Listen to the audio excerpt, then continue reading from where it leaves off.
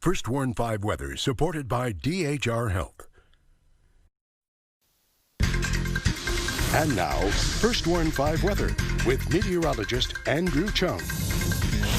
Good Saturday evening, everyone. Once again, hot and humid for today. Here's Sky 5 in Weslaco. Mostly sunny skies. We've got temperatures still in the low to mid 90s in most spots. It's 94 in McAllen, 91 in Harlingen and Brownsville, 86 degrees in the island.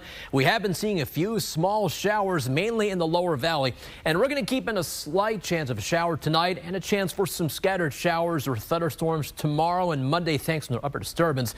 That is not related to the tropical storms, but there are some rain chances still in the forecast for the next day or so. We'll talk about that shortly. First of all, 101 Rio Grande City. It is 91 in Raymondville and Harlingen and 93 here in Weslaco, but it feels even hotter. It feels like 106 in Rio Grande City and 100 here in Weslaco. Here's your evening planner forecast. We start off very warm at 7 o'clock this evening, maybe an isolated shower. Should be mostly clear later on, perhaps partly cloudy overnight, down to 75 for the low. Temperatures right around 81 degrees, 11 o'clock tonight. Tomorrow, still warm, even hot with highs in the 90s. All right, here's the first storm. Here's Tropical Storm Laura, just to the west of Puerto Rico. It's got maximum winds of 50 miles per hour, moving to the west at 18 miles an hour. Here's the official forecast track from the Hurricane Center. Laura expected to move across the island of Cuba and stay a tropical storm. The interaction with the terrain of Cuba will keep it at a tropical storm, but once it enters the Gulf of Mexico, it should become a hurricane. Here's Tuesday. Could become a Category 1 hurricane either Monday or Tuesday. And right now, the forecast cone takes it toward Louisiana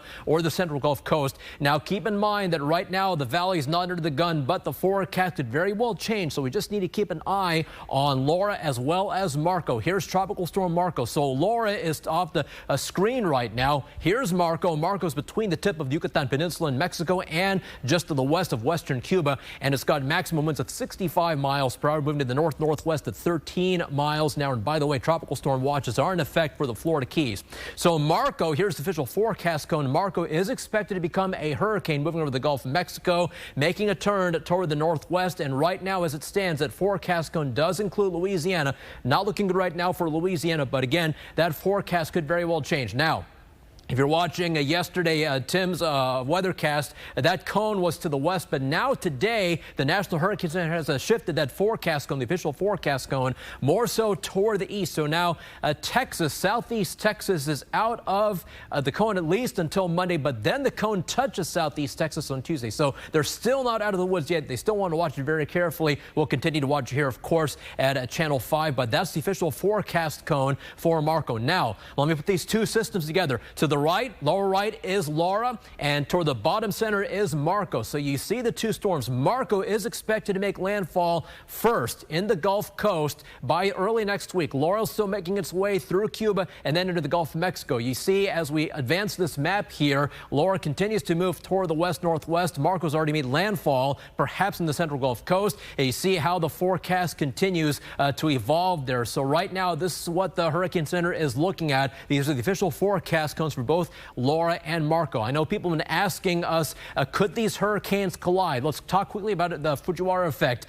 Now, if the two storms are of equal intensity, sometimes if they're close enough, within 900 miles or less, they can spin around each other. That's called the Fujiwara effect. But if one storm is weaker or smaller than the other, it is possible that weaker storm gets absorbed by the stronger storm. We don't think either is going to happen. We don't think that Marco is going to have an effect on Laura at this point because of the distance between the two storms, but certainly something to watch very carefully over the next couple of days. For us, an upper disturbance not related to the two storms will give us a chance for some scattered showers and thunderstorms here. There's Marco moving off to the north into the central Gulf Coast. We'll watch as Laura continues to move toward the west-northwest. Now, for us, things should start to dry out by Tuesday and Wednesday, but it is going to be hot with high temperatures in the mid-to-upper 90s. So here's your First Warn 5 AccuWeather 7-day forecast. Back to 93 tomorrow, still a 30% chance for some scattered thunderstorms, 20% chance of rain on Monday. The highs are back to the mid-90s on Tuesday, then upper 90s Wednesday and Thursday. That is your First Warn 5 AccuWeather forecast.